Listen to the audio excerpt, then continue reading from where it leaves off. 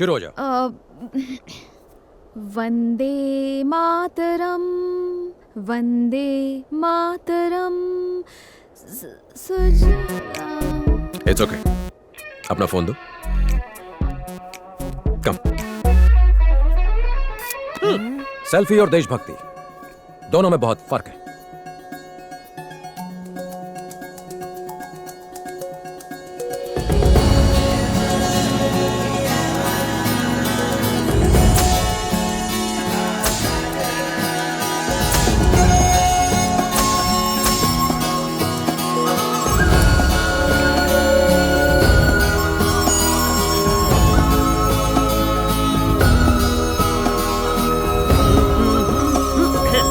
आज मैं इसकी बैंड बजाता हूँ।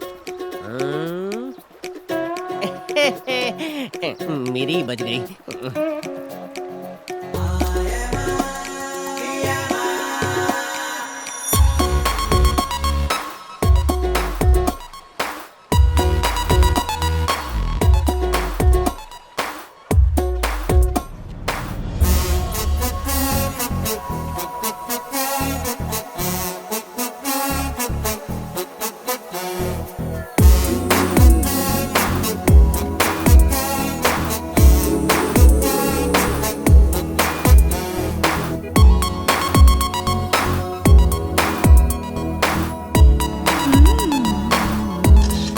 अब वहाँ नहीं यार, सेल्फी।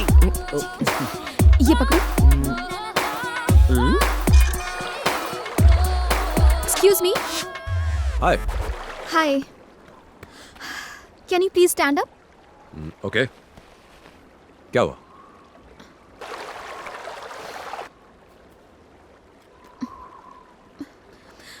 हरीश, जानू। नंदिनी ने मारी एंट्री। घुमड़ चिकन टाकड़ चिकन, घुमड़ चिकन टाकड़ चिकन। ये ले पकड़ा भी आता हूँ। I am coming and coming.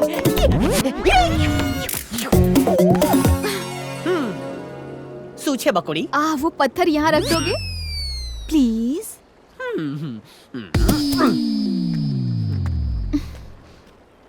Nandu. हाँ, थैंक्स बोलने की जरूरत नहीं है। थैंक्स तो गैरों को कहा जाता है। हाँ, हम तो दिल वाले हैं। मरी गई। Wish me luck. हाँ, लक। हाँ।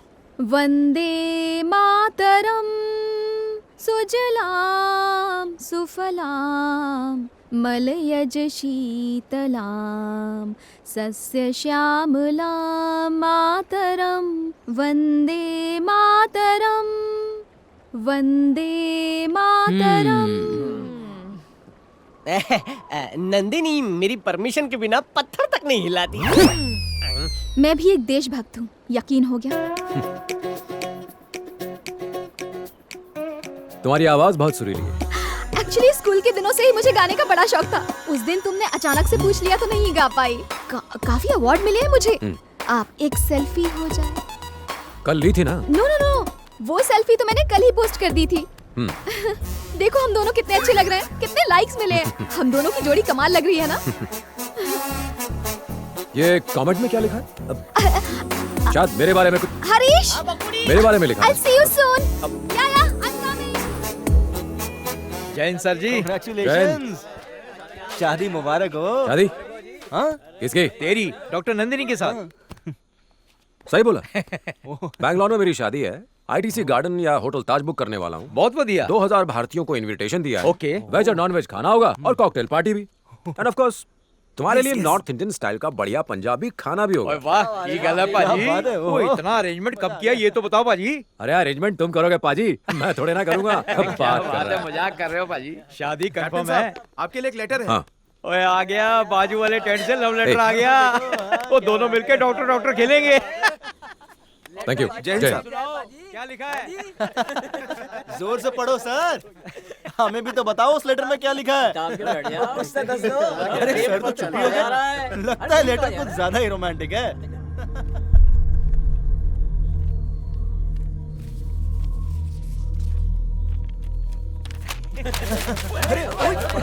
अरे जल्दी पढ़ कर बता ना।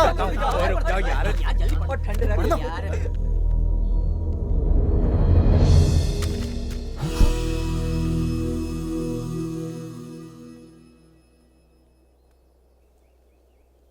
क्या हुआ था? It's clear, he committed suicide. मेरे भाई की किसी के साथ दुश्मनी नहीं थी और ना ही वो कायर था कि वो खुदकुशी कर ले। क्या हुआ था? राम, मैं जानता हूं तुम दोनों कितने करीब थे। I understand. वो मेरी बहन का सुहाग था। इन्वेस्टिगेशन के दौरान मैं वहां मौजूद था। लेट्स बी प्रैक्टिकल राम, चीजों को और कॉम्प्लिकेटेड करने से क्या फायदा? भाई होने के नाते मुझे पूरा हक है यह जानने का कि मेरे बड़े भाई के साथ क्या हुआ था। प्रैक्टिकल होकर बात करूं तो मैं तुमसे रिक्वेस्ट नहीं कर रहा, पूछ रहा हूं, व्हाट हैपेंड? सर, हमारे पास कोर्ट का ऑर्डर है, हमें बिल्डिंग तोड़नी पड़ेगी। जो ऑफिसर हमसे पंगा लेता है वो आइंदा कभी दिखाई नहीं देता है। अगर तुम में से कोई मर्द का बच्चा है, किसी में दम है, तो गिराओ बिल्डिंग। हम नहीं गिराएंगे सर, लेकिन हमारे नए डीसी वो आपको छोड़ेंगे नहीं। कौन है वो जोकर? आपने सिर्फ पुलिस की वर्दी पर स्टार्स देखे होंगे, लेकिन इनकी किस्मत में स्टार्स है। अन्याय भी जिनसे कांपता है। न्याय के ऐसे महान देवता हैं वो।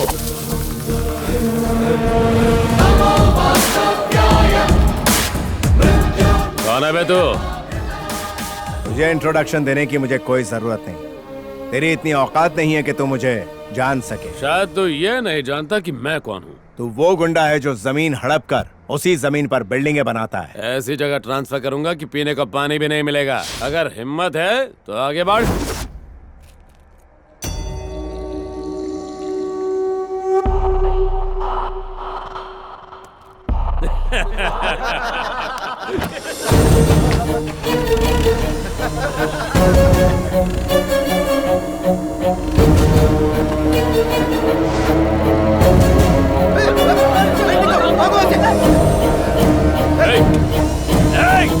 पागल हो गया क्या?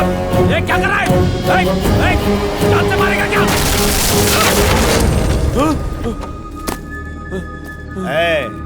5 साल पावर में रहकर जब तुझमें इतना घमंड आ सकता है तो 158 साल पावरफुल पोस्ट में रहने वाले मुझ में कितना घमंड होगा। सुनो इंस्पेक्टर, गवर्नमेंट ऑफिसर्स की ड्यूटी में रुकावट और उन्हें धमकाने के जुर्म में इसे अंदर डालो। पागल हो गया है क्या? एक बार और सोच ले। सोचना तब पड़ता है जब गलत काम करना हो। सही काम करने के लिए सोचने की जरूरत नहीं पड़ती। मैं तुझे छोड़ूंगा नहीं। IAS ऑफिसर हो, कोई साधु नहीं। मुझसे पंगा लिया तो मार डालूंगा। ऑफिसर सर, बिल्डिंग डिमोलिश कर दो। Okay sir.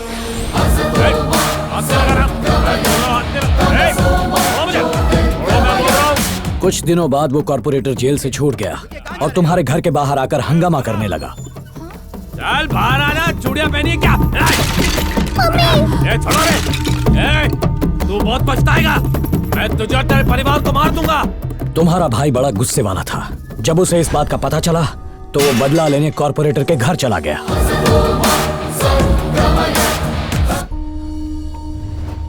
मर्डर केस में उसे अरेस्ट कर लिया गया। मैंने उसकी बेल करवाई और उसे घर ले आया।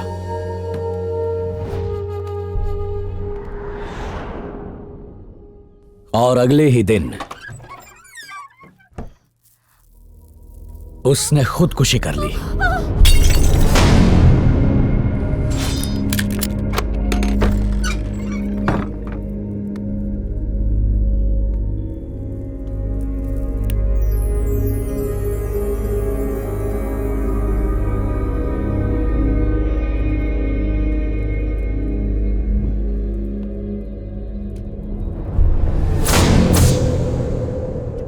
Look, it's a clear case of suicide.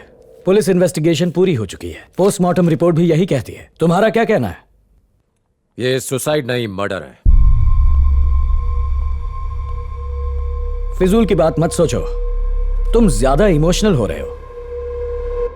पूरा कमरा सबूतों से भरा है sir. What do you mean? Evidence number 1, भाई के पर्सनल कमरे के टेबल के बगल वाले पर्दे, आज भी मुझे उनमें से गांजे की बदबू आ रही थी। इसका मतलब उस कमरे में जो भी रहा होगा उसकी हाइट 6'2" या 6'3" रही होगी। एविडेंस नंबर 2, भाई के कमरे में रखा हुआ बीन बैग। उसमें ऐसा निशान तभी आता है जब कोई भारी या लंबा इंसान उस पर बैठा हो। इसका मतलब यह हुआ कि उस पर बैठने वाले इंसान का वजन लगभग 100 किलो होगा। भाई को धूल पसंद नहीं थी, इसलिए वो खिड़की के पास नहीं बैठते थे। अगर बैठे भी होते तो उस पर इतना गहरा गड्ढा नहीं होता। एविडेंस नंबर 3, ये बताइए कि आपको भाई के कंप्यूटर पर किसी की उंगलियों के निशान मिले? रिपोर्ट के मुताबिक तो किसी के नहीं मिले। क्यों? नामुमकिन। उस पर भाई के फिंगरप्रिंट्स तो मिलने ही चाहिए थे। इसका मतलब उस दिन किसी ने इस कंप्यूटर का इस्तेमाल किया था और पूरे फिंगरप्रिंट्स मिटा दिए थे।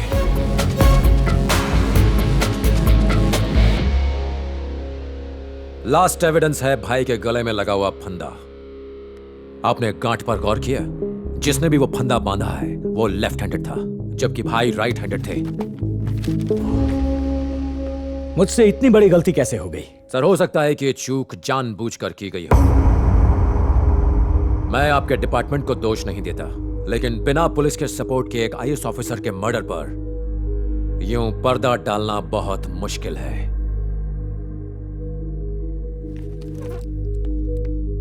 राम, इस केस को मैं पर्सनली इन्वेस्टिगेट करूंगा।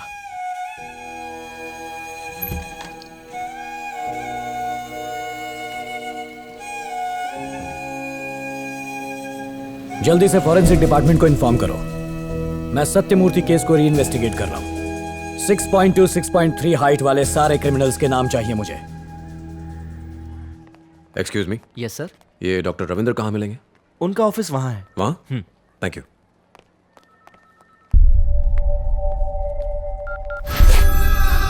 हाँ बोल। राम डॉक्टर रविंद्र से मिलने आए हैं। मुझे डॉक्टर रविंद्र से मिलना है। रविंद्र सर तो 2 दिन की छुट्टी पर है।